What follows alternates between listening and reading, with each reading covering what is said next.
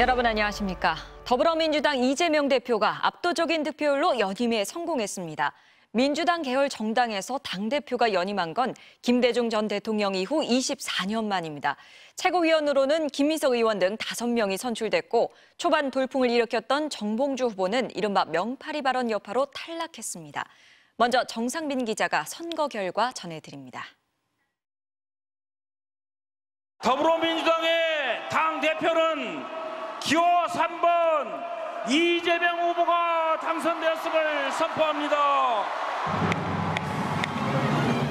연임 도전을 선언하며 사퇴했던 이재명 대표가 2달 만에 다시 거대 야당의 수장으로 돌아왔습니다.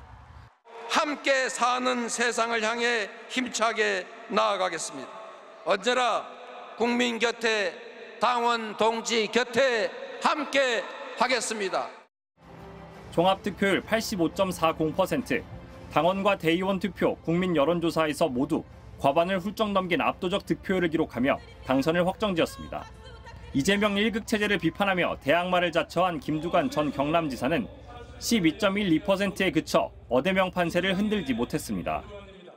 이 대표는 2년 전 자신의 민주당 역대 최고 득표율을 다시 갈아치우며 24년 만에 연임 당대표 자리에 올랐습니다.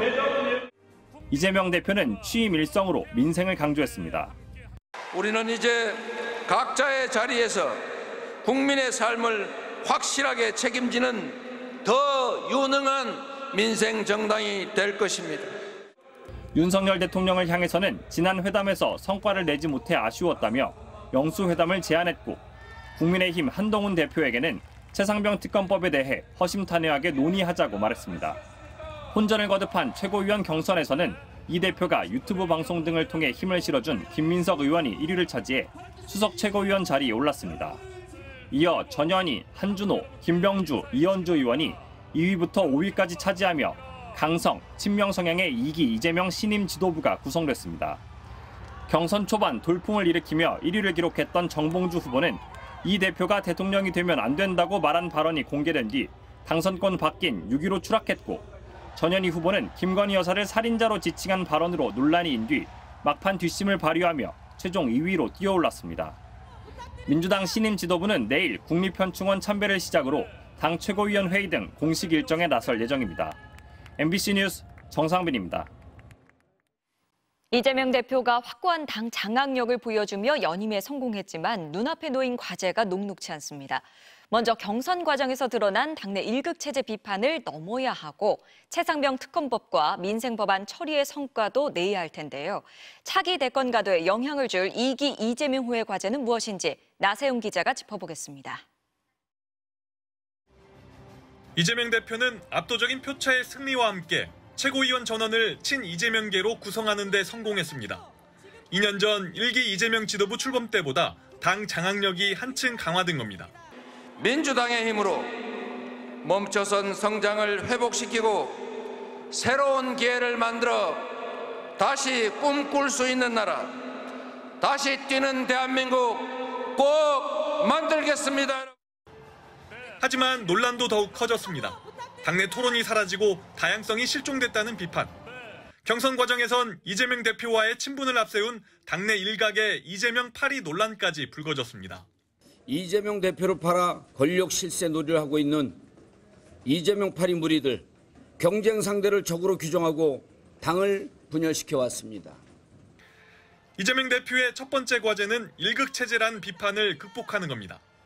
친명, 비명을 나누는 국면은 이미 지났다는 게 새 지도부의 시각이지만 경선 과정에서 보인 갈등의 불씨는 언제든 다시 타오를 수 있습니다. 이재명 중심의 단일 대우가 정당성을 얻고 성공하기 위해선 지난 총선에서처럼 결국 선명한 대여 투쟁의 성과가 뒷받침돼야 한다는 분석입니다. 거부권 행사가 반복되는 꽉 막힌 정국에서 여당을 견인해 핵심 법안을 타결할 수 있을지도 관건입니다. 최상병 특검법, 방송사법과 같은 쟁점 법안이 줄줄이 2기 이재명 후 앞에 놓여 있습니다. 대권 주자로서 정권 교체를 위한 이재명 대표 자신만의 집권 전략과 비전을 보여주는 것도 중요한 과제입니다. 이 대표는 민생 문제의 중요성을 강조한 먹사니즘을 내세우며 종부세, 금투세 보완 필요성을 제기했습니다. 더불어민주당은 이제 수권 정당을 향해 나아가야죠. 집권 경험도 있고. 그래서 제가 계속 먹사니즘, 먹고 사는 문제 말씀을 드리는 겁니다. 당내에선 상대적으로 낮은 전당대회 참여율, 그리고 총선 이후 지지부진한 민주당 지지율을 위험 신호로 꼽습니다.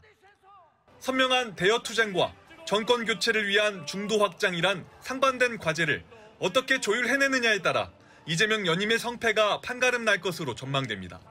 MBC 뉴스 나세웅입니다. 서울과 부산 등 지역에 따라 118년간의 기상관측 이래 가장 긴 열대야가 이어지고 있습니다. 어젯밤 열린 야간 달리기 대회에선 28명이 탈진하고 19명이 병원에 실려가기도 했는데요. 이번 주 전국에 비가 예보돼 있긴 하지만 열대야 해소는 역부족으로 보입니다. 송구민 기자입니다. 어젯밤 경기도 하남시에서 열린 10km 야간 달리기 대회. 온열 질환자가 발생했다며 구급차가 들어갈 수 있게 길을 터달라는 안내가 들립니다. 온열 질환이에요, 온열 질환! 지금 응급차 안 보이세요? 이날 야간 달리기 대회에선 28명이 탈진했고 이들 중 19명은 의식 저하 증상을 보여 병원으로 이송됐습니다. 시작 구간에서도 사람 엄청 10분 전부터 밀집도가 엄청 높아졌어요. 많이 이거 좀 위험하다라는 생각 들었고. 참가자들은 야간 달리기인데 조명이 부족하고 30도가 넘는 열대야였는데 물도 제대로 제공되지 않았다고 지적했습니다.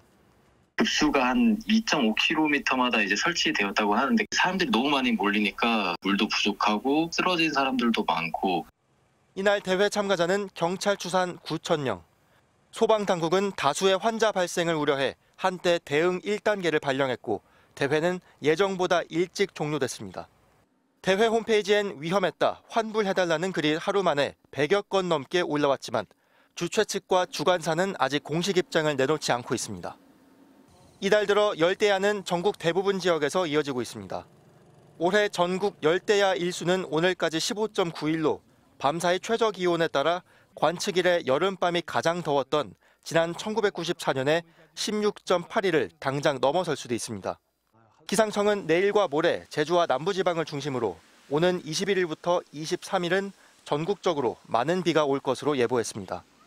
하지만 남쪽에서 비를 몰고 올라오는 열대 저압부가 열기도 같이 끌어올 것으로 분석돼 무더위를 식히기엔 다소 부족할 것으로 내다봤습니다. 비가 오는 동안 일시적으로 기온이 낮아지겠으나 비가 그친 후 폭염과 열대야가 다시 지속될 것으로 예상됩니다. 기상청은 비가 오더라도 전국 대부분 지역의 낮 최고 기온은 30도를 웃돌 것으로 전망했습니다. MBC 뉴스 손구민입니다. 제1조선인학교 교토국제고등학교가 일본 고교 야구대회에서 8강에 진출했는데요. NHK 생중계로 동해 바다로 시작하는 한국어 교가가 일본 전역에 울려 퍼졌습니다. 일본에서 오랜 억압과 차별을 받아왔던 한국인 학교가 꿋꿋하게 정체성을 지켜나가고 있습니다. 도쿄에서 현영준 특파원이 보도합니다.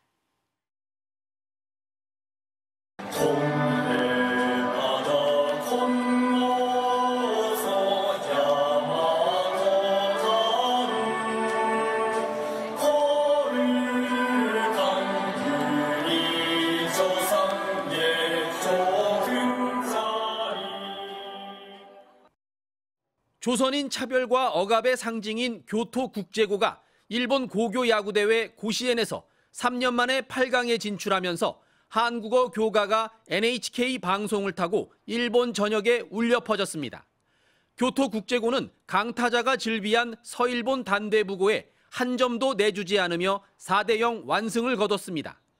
교토국제고 3학년인 나가사키 선수는 14개의 탈삼진을 잡아내며 완봉승을 기록해 일본 야구 팬들의 눈길을 사로잡았습니다.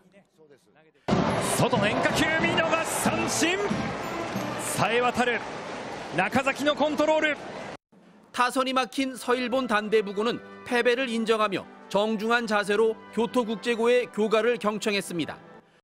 교토국제고는 1947년 조선인들이 십시일반 돈을 모아 설립했지만 일본 교육당국이 인정하지 않는 등 차별을 받아오다 2004년에야 비로소 정규 학교가 됐습니다. 특히 거듭된 참패 속에서도 꾸준히 고교 야구대회에 출전하며 2019년엔 준결승에 오르는 끈기도 보여줬습니다. 일본 국적인 학생도 40%에 이르지만 한국사와 한국어, 제1한인사 과목 등 민족 정체성 교육을 강조하고 있어 귀화하거나 부모 중 한쪽이 교포인 경우가 많습니다.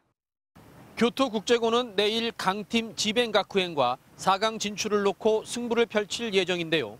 SNS에선 교토국제고의 한국어 교가가 불쾌하다는 일본 야구 팬들의 혐한 발언도 확산되고 있습니다. 도쿄에서 MBC 뉴스 현영준입니다. 지난달 고용률이 7월 기준으로 역대 최고치를 기록하며 취업 시장에 활기가 도는 듯 했는데요. 20대 청년층의 분위기는 그렇지 않았습니다. 구직 활동도 하지 않고 그냥 쉬었다는 청년 수가 44만 명이 넘었습니다. 오유림 기자입니다. 청년층이 많이 찾는 서울 연남동. 아직 취업 생각이 없다는 20대에게 이유를 물어봤습니다. 이 일을 정말 하고 싶다 하는 그런 하고 싶은 일이 있는 것도 아니라서 불안하기도 할 때가 있죠. 그렇지만 아직은 일 안 하고 싶어요. 취업을 준비하는 대학생도 원하는 직장이 아니라면 취업이 늦어져도 괜찮다고 말합니다. 조금 놀더라도 제가 원하는 곳으로 가고 싶다는 마음이 더 커가지고 졸업하고 나서도 조금 공백기라 해야 되나요? 그 사이에 공백기가 있더라도. 통계청에 따르면 지난달 비경제 활동 인구 중 일도, 구직 활동도 하지 않고 그냥 쉬었다는 청년이 44만 3천 명으로 집계됐습니다. 지난해 같은 기간보다 4만 2천 명 늘어 7월 기준으로 역대 최대치를 기록했습니다. 코로나19 당시의 수치마저 넘어섰습니다. 이 가운데 4명 중 3명은 일자리를 구할 의사도 없었습니다. 나머지 구직 의사가 있다는 청년들도 원하는 임금 수준이나 근로 조건에 맞는 일자리가 없을 것 같다며 포기했습니다. 7월 청년층 고용률은 46.5%로 1년 전보다 0.5%포인트 감소했습니다. 고용률이 하락하면 실업률은 높아지는 게 일반적이지만 실업률도 0.5%포인트 줄었습니다. 실직자 가운데 상당수가 실업률에 잡히지 않는 비경제 활동 인구로 분류됐기 때문입니다. 그냥 쉬었음 구가 늘고 있는 거는 구직 단념을 하는 청년층 집단이 좀 늘고 있다는 의미이기 때문에 이 부분은 좀 우려가 되는 지점입니다. 정부는 지난 14일 지역 청년 취업 지원 강화 방안을 내놨지만 구조적인 대책이 뒤따라야 한다는 지적이 많습니다. MBC 뉴스 오유림입니다.